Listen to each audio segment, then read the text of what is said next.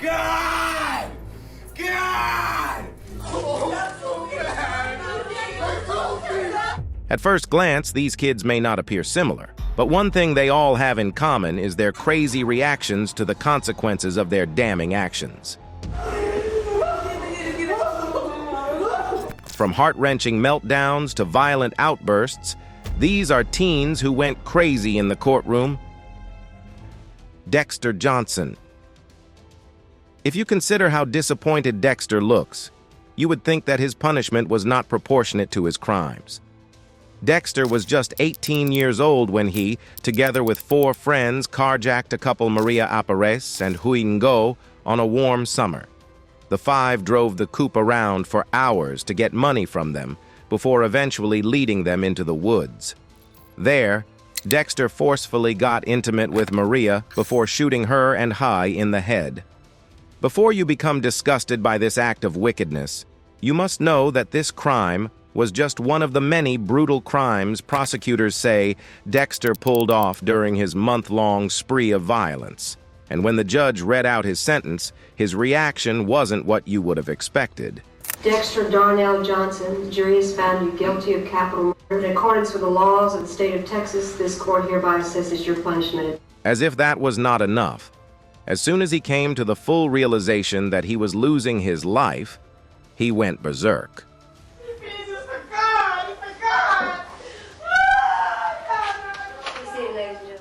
However, his relatives didn't hold back as they screamed and wailed in the courtroom.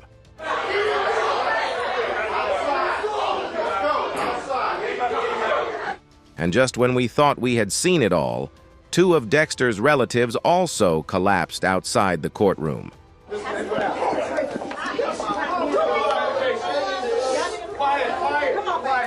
That was too much of a drama, but we promise you have not seen anything as dramatic as the reaction of Damon Kemp. God! God! God!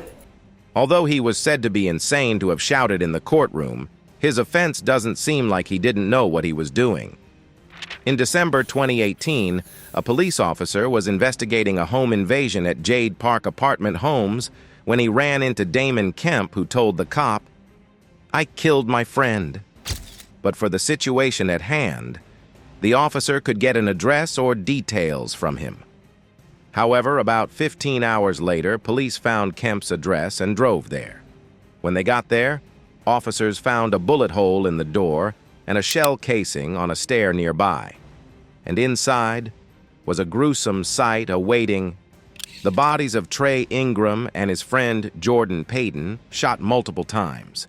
They also found an unloaded .40 caliber Glock handgun about 50 feet from where Kemp told officers he took the life of his friend. In addition, they found an empty extended magazine elsewhere at the complex. The cops described Kemp's behavior when they saw him as erratic, a behavior that continued at his first appearance where he was wheeled out before a judge. God! God! God! As the judge spoke to Kemp, he didn't listen, and instead, he continued shouting. In the gallery, you need to hold it down. God! Mr. Kemp? God! Kemp's attorney actually told the court that his client was insane, and so he should be released on bond, which is probably why Kemp decided to put up an act to back his attorney's claims. I've appointed the public defender to represent you, so you have a lawyer this morning. But did his drama have any effect on the judge after all? I have reviewed the arrest report. I do believe that there is probable cause for the arrest. Kemp was held without bond in jail on 2 counts of second-degree, not premeditated murder, amongst other charges. The next reaction is extremely crazy, and it came from Shondell Jackson. But before we get there, here's how he got himself into the web of the law. It happened on July 6, 2009, when Jackson and his friend Derek Thomas robbed and killed Nathan Potter, a UWM student. Potter was walking into his River West apartment when he was robbed and shot by Jackson because he didn't have cash to give them. 12 hours later, Jackson injured another man, and he had since been on the run. The two were caught the following month, and Jackson was charged with felony murder. Of course, Jackson committed murder, and that's irrefutably a crazy thing to do, but his reaction is even crazier. Mr. Jackson to life imprisonment without possibility for extended supervision. It looks like Jackson was upset about a victim's family sobbing behind him and wanted to react to that, but officers won't let him. I know that that is something that is reserved for the most serious of cases, and I believe that this case rises to that level. Suddenly, he went so crazy that one officer could not handle him.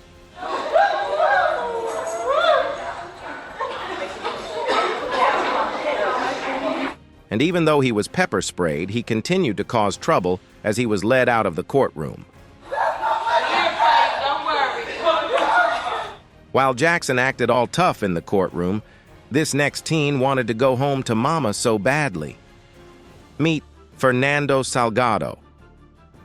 Forget about this innocent face. Fernando was arrested for a very terrible offense. During a summer school masonry class at A.B. Miller High School, 18-year-old Fernando Salgado allegedly tried to force a piece of rebar into another student's anus. Also, in a similar incident, he allegedly used a broom handle on another student. However, Salgado was not alone. His 27-year-old teacher, Emmanuel de la Rosa, and 3 underage students whose names were not released were also involved. Allegedly, Emmanuel knew about Salgado's activities, but instead of reporting him, he indulged him.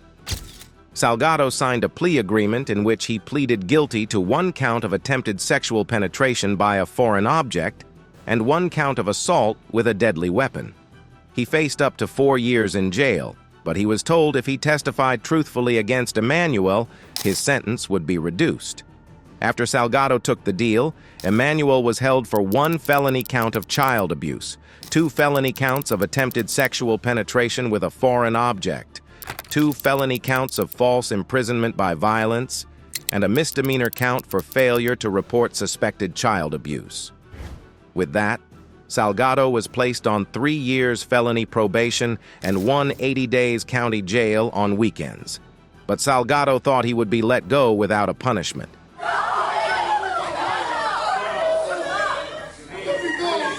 And his family didn't leave him alone in his reaction.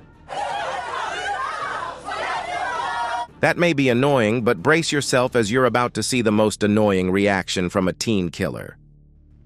Danta Wright. Wright is one of 3 teens to have been charged in the death of 18-year-old Jordan Klee, who was found dead on October 4, 2016. Klee was supposed to be attending class at Pioneer High School, but he couldn't make it because he had been shot dead. Of the 3 teens arrested for Klee's murder, Danta Wright was accused of firing the shot that ended Klee's life. However, during his pre-trial, he didn't deny any of his crimes. On the morning of October 4th, 2016, did you agree and conspire with 2 other individuals, Delvino Gracie and Jamarius Ellison, to commit an armed robbery? Yeah. And who are you going to rob? Jordan Klee. Jordan Klee. Since he admitted to his crimes, there was no need to waste time to determine whether he committed the crime or not, and so the victim's family was called to read their impact statement. And while that went on, Wright's actions were disturbing. Why you thought his death was an acceptable response to your jealousy or desire to what he had. That's not all. Wright was also given the opportunity to make a statement, and what he said was more than annoying.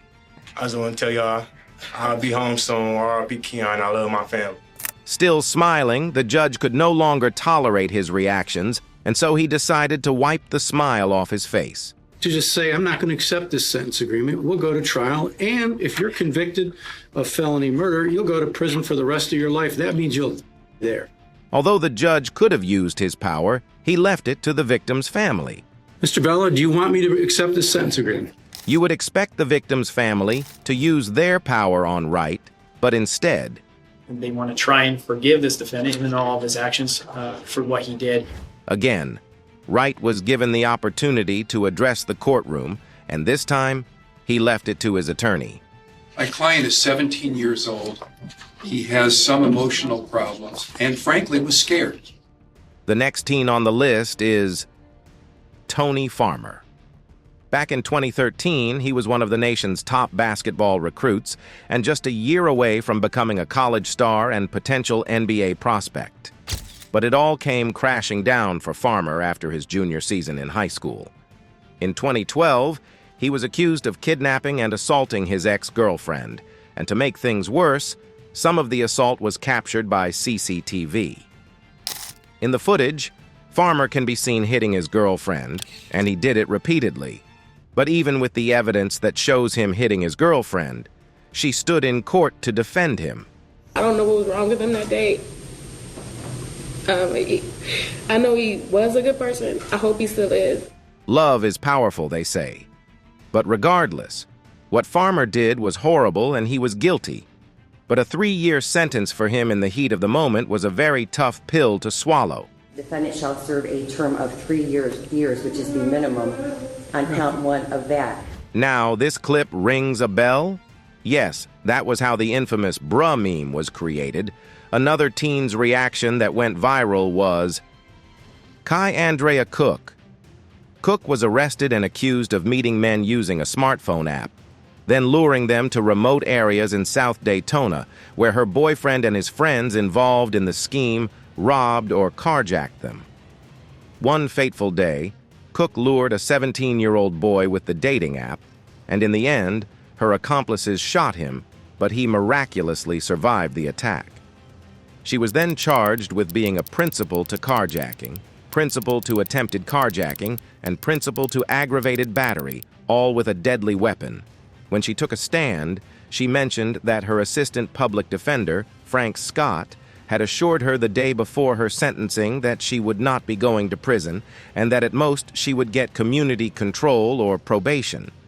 But Cook had entered an open plea which left discretion entirely up to Judge Matt Foxman. He could have sentenced her from as little as probation or community control all the way up to life in prison.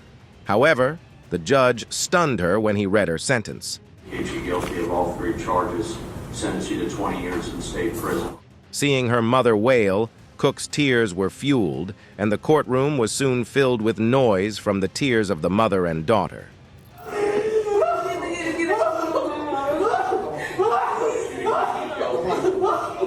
In the end, the sentencing clip that went viral helped Cook as her case was revisited and her sentence reduced. But while Cook was sorry at least for the victim and herself, the next teen was proud of his actions. This is T.J. Lane. Back in 2012, T.J. Lane took a gun and opened fire at the Chardon High School in the town of Chardon, Ohio. He ended up taking the lives of 3 students, leaving 1 paralyzed and 2 others badly injured.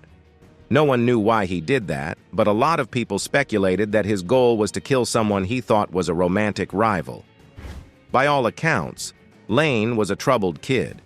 He grew up in an all-American town in the Midwest, but he wasn't raised in a happy home. His father, Thomas Lane Jr., was in and out of prison for most of his son's life, primarily because of acts of violence against women, including Lane's mother, who was also arrested at various times for domestic violence. As a result, Lane's parents ultimately lost custody of him, and he was sent to live with his grandparents. While with his grandparents, most people knew him for violence, but no one knew he was going to get to that extent. 2 months before the shooting, he posted a disturbing piece of writing on Facebook which reads, "I am death, and you have always been the sod now. Feel death, not just mocking you, not just stalking you, but inside of you. Wriggle and writhe. Feel smaller beneath my might. Seizure in the pestilence that is my scythe. Die, all of you." However, it was his behavior in the courtroom that made headlines. It all started with his appearance at his sentencing hearing. It was clear that Lane was not sorry for what he had done, and even while the victim's family read their statements, he showed how heartless he is. You chased him down the hall and fired the last bullet that paralyzed him. Tremendous loss. Things I was looking forward to, I will never get to see.